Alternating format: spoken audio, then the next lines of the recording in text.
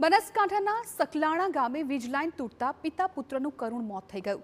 વીજ વિભાગની કામગીરી સામે ઉઠ્યા છે ગંભીર સવાલ। વડગામ તાલુકાના સકલાણા ગામે 11 કિલોવોલ્ટની વીજ લાઇનનો વાયર તૂટી પડતા ખેડૂત પિતા પુત્રનું કરુણ મોત થયું હતું। આ ઘટનાએ વીજ વિભાગની કામગીરી સામે ગંભીર સવાલો ઉભા કર્યા છે, પરંતુ સ્થાનિકોનો આક્ષેપ છે કે તંત્રની બેદરકારીને કારણે દુર્ઘટના ઘટી છે। ચોમાસા પૂર્વે વીજ લાઇન થાંભલાઓ અને જોખમી વાયરોની તપાસ તેમજ મેન્ટેનન્સનું કામ નિયમિત રીતે થવું જોઈએ, પરંતુ વારંવાર રજૂઆત બાદ પણ યુજીવીસીએલ દ્વારા કાર્યવાહી કરવામાં નથી આવતી। અનેક વિસ્તારોમાં ઢીલા વાયરો અને વીજ થાંભલાઓ પર ઝાડની ડાળીઓ અને ઝાખરા લટકતા જોવા મળે છે।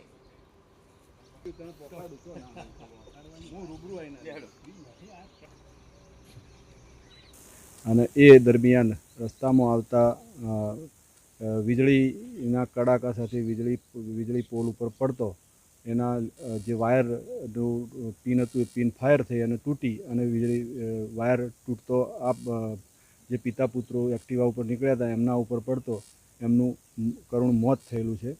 અત્યારે તમે જોઈ રહ્યા છો અમારી પાછળના ભાગે જે ડીપી દેખાય છે એના પર એકલા ઝાડી ઝોખરા છે। અહીંયા પ્રાથમિક શાળાની બાજુમાં પણ ખૂબ જ ઝાડી ઝોખરા છે। રસ્તામાં હાલતા જતા જો છોકરું એને જો વહેલા અડે કે વાડે અડે તો પણ એનું મોત થઈ શકે એવું છે। તો અમે આ મીડિયાના માધ્યમથી સરકાર જીબીમાં કહેવા માગીએ છીએ કે તાત્કાલિક આવી ડીપીઓનો સર્વે કરવામાં આવે અને જો પણ ધોબલા આજુબાજુ જે વહેલા ઝાડી ઝોખરા ઉજ્યા હોય એનો તાત્કાલિક નિકાલ કરવામાં આવે। બીજી તરફ વીજ વિભાગનો દાવો છે કે બનાસકાંઠા, પાટણ, વાવ અને થરાદ વિસ્તારમાં પ્રી-મોન્સૂન કામગીરી પૂર્ણ કરી દેવામાં આવી છે। વિભાગના જણાવ્યા મુજબ ઢીલા વાયરો, સર્વિસ લાઇનો અને અન્ય જરૂરી મરામતનું કામ પણ કરવામાં આવ્યું છે। સકલાણા ગામની ઘટનાને લઈ વીજ વિભાગનું કહેવું છે કે પવન, વાવાઝોડા અને વીજળી પડવા જેવી કુદરતી પરિસ્થિતિઓ વચ્ચે આ દુઃખદ બનાવ બન્યો છે।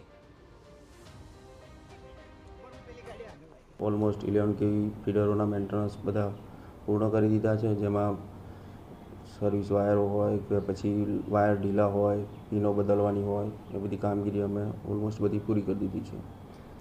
સાહેબ, અનેક વિસ્તારમાં એવું છે અત્યારે જે થાંભલાઓ ઉપર ઝાડી ઝાડખા પણ જોવા મળી રહ્યા છે। એ પણ આ ચોમાસાની સિઝનમાં એ ઝાડી ઝાકરા ઝડપથી ચડી જતા હોય છે, એનું પણ અમે નિરાકરણ લાવીએ છીએ।